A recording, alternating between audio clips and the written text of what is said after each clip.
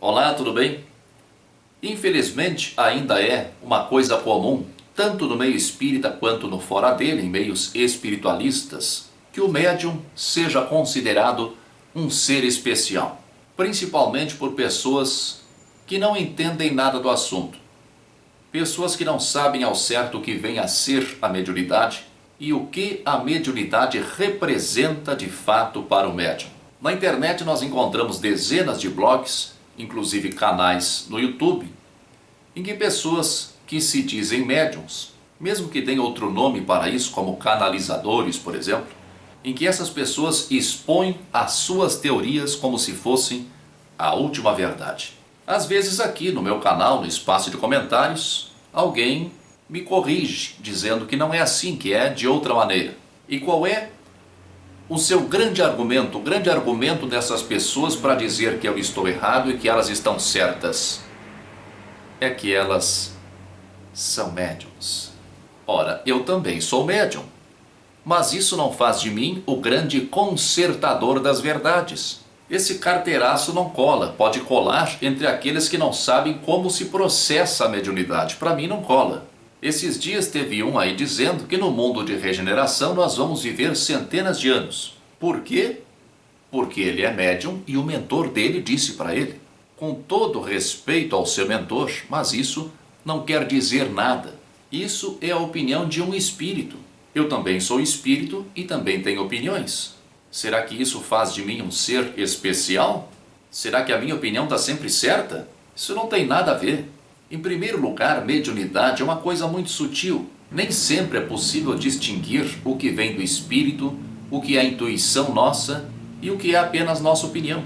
Em segundo lugar, mesmo que tenhamos comunicações bastante claras e que estejamos certos de que aquilo que é comunicado vem realmente do espírito comunicante, que algumas pessoas gostam de chamar de mentor, eu prefiro chamar de guia. Mentor, para mim, quem tem é Chico Xavier. Mas mesmo que nós tenhamos então certeza de que a comunicação vem integralmente do espírito guia, isso é apenas opinião dele. Agora, só porque um espírito falou, está falado? Desde quando isso? E as recomendações de Kardec, para que servem? Para nada? Para mim, particularmente, que fique claro que isso é opinião minha, a opinião do guia vale tanto quanto a minha opinião. É verdade que para muitos assuntos eles, desencarnados, estão numa posição privilegiada, por estarem livres da influência da matéria densa. Os seus horizontes de percepção são muito mais amplos.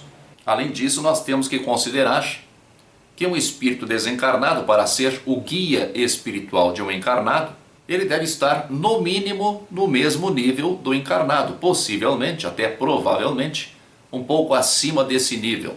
Mas a sua comunicação deve necessariamente passar pelo crivo da minha razão.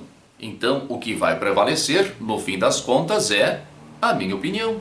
Se eu achar que essa comunicação tem fundamento, ótimo. Se eu tiver dúvida, fica por isso mesmo. Como recomenda aquela regra de trânsito, na dúvida não ultrapasse. Olha que eu tenho visto de gente falando das suas reencarnações anteriores. Tem um aí que diz, sem nenhuma vergonha, não fica nem vermelho, que numa outra existência ele foi o rei Ricardo Coração de Leão. Gente que recebe extraterrestres em casa. Gente que nos atendimentos espirituais combate grandes seres das trevas, dragões, monstros terríveis. Tem um aí que é especializado em desmascarar grandes vultos do espiritualismo. Já desmascarou Helena Blavatsky, fundadora da Teosofia, o Mikao Usui, criador do Reiki. Quem será o próximo? Isso é uma pouca vergonha. O cara está fascinado, tem imaginação fértil, aplica um tremendo Godofredo desses e tem gente que acredita. Carteiraço de médium eu não aceito. Tem duas coisas que não rolam entre espíritas. Uma é carteiraço de médium, a outra é carteiraço de idade. Você pode ser um espírito muito mais velho, muito mais experiente do que esse senhor octogenário que tenta lhe dar grandes lições. Você pode ser muito mais lúcido do que um médium e todos os seus mentores juntos. Então vamos devagar. Médium não é mais, não é melhor, não é mais importante que ninguém.